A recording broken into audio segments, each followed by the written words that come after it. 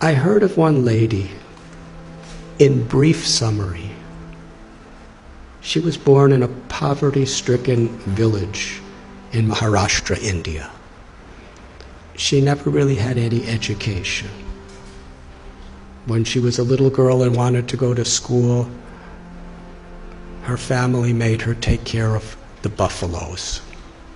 When she was 8 years old, she was married. I think actually she was 9 years old. She was married to a man who was about 30. By the time she was 19, she had 3 sons, and she was pregnant. A mafia type of person who was exploiting the people of the village was especially forcing the women of the village to work really hard and paying them practically nothing. And everyone was afraid. But Sindhutai told the local collector, who was overseeing the police, and that person was stopped from what he was doing. But he was so angry. He went and told Sindhutai's husband a lie. He said, "You are such a fool. Your wife is having affairs with so many men. In fact, the child that is within her womb is my child, not yours.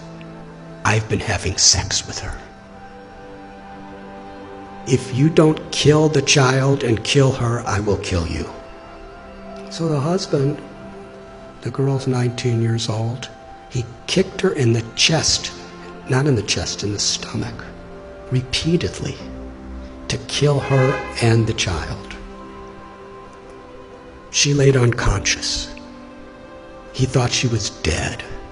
So he dragged her to a cow shed where a whole herd of cows are being kept, thinking that people will feel that the cows just trampled her and that's how she died. So she laid there unconscious. And when she woke up, she said, she found one cow standing right above her, protecting her. There were all these buffaloes and oxen and cows walking, and they would have certainly trampled her. But this cow was keeping everything away from her. And even when the in-laws came to make sure she was dead, the cow chased them away with their horns and stood over her. She came to consciousness and gave birth to a baby girl under the cow. And she said she took a rock and cut her umbilical cord. Took about 20 slices to get free from it. And for hours and hours, the cow protected. And Sindhutai, when she got enough strength, she embraced the cow and promised, "As you protected me when I was in great need, I will protect others who are in need." It's a long story, but no one would have her back. Her own family rejected her, her biological family, because according to their tradition, once you're married, you could never come back home. A foolish tradition, as many are these days. In order to not be exploited, she was sleeping in a crematorium with her little baby child. And she would collect wheat that people would put around the dead bodies, and she'd mix it with water and cook it on the fires of the dead corpses. It became such a depressing life for her. She decided, I don't want my child to live like this. So she was going to commit suicide. She went to a railway track with her child in her arms and laid waiting for the train to crush them. But as she was laying there, she heard someone crying in anguish. So she got up and she found an old man who was crying out. He was crippled. He was very, very invalid. He was crying for some food and water, so she went and begged and got him food and water. And she was thinking that old man was the voice of God. She called Krishna. She said, was telling me that I had a higher purpose in life than to commit suicide. I have something to do, something to contribute to this world. But then later in the day, she was sitting in a field wondering, what am I going to do? I have nothing. I have no one. How can I help anyone? She was under a tree, and she saw that there was a branch of the tree that a woodsman with an axe had violently cut. The branch was just hanging by a single string. But that branch was giving her and her child shade. So she was thinking, this is the answer. However much I have been beaten down, still I could do something for others. So she started going and finding homeless, abandoned, orphan children. And she became their mother, taking care of them. Somehow or other, she learned how to sing really nice, and she begged with her singing, and she provided for them, and somehow or other kept them safe. And after some time, people saw what a difference she was making to so many people that they built an orphanage for her. Over the years, she said, she's had about 1,500 children, over 1,000 grandchildren. And she's made a tremendous difference in her life. All of her children have a great education. Many are doctors and lawyers and farmers, something she never had. She's won so many awards internationally for her accomplishments.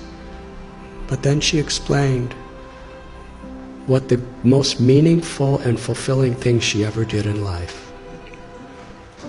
Years and years later, after the president of India gave her awards and governors of states and international awards, this really old man came to her orphanage. He was starving. He was sick. He was homeless. He was asking for shelter. After a few minutes, she recognized this was her ex-husband, the person who tried to murder her maliciously. She said to him, when you left me to die, I was homeless in rags. Now you're homeless in rags, and I have a nice place with so many people. She said the most meaningful thing in her life is she forgave him. And she said, I will give you shelter, but I'm not your wife. I'm your mother. And when people would visit the orphanage, she would introduce him. This is my eldest son, and sometimes he's very naughty. She told a story. It moved me. So at one place, I shared this story, and somehow it was on YouTube. And in her orphanage, someone showed it to her. So she wanted to meet me. So in Pune, I met her. And she was with a couple other people. And we spoke for about an hour together. It was a wonderful conversation. And afterward, there was one lady who was sitting next to her, who was just beaming with smiles the whole time, but didn't say much of anything. And when I was just about to leave, Sindhutai said, I want to introduce you to this girl. She's the one who was born under the cow. She's now a medical doctor, and she's taking charge of one of our orphanages. And then she said to me, I consider all of the tragedies in my life to have been gifts to empower me to make a difference to others. She considered it all the grace of God. She said, "My life has been a road with many thorns, but I made friends with those thorns, and my life became beautiful, and I could give beauty to so many other people's lives." That's one little example of influence without affluence. The power of compassion is far greater than anything that money can do. But when money and knowledge and strength and skills are built on the foundation of that compassion, then not only is our own life enriched beyond our comprehension, but we can make such a difference. We can have such an influence in the world. Each and every one of us, whoever we are. Because everyone is so inherently special. And nothing and no one can take that away from us, as long as we are aware.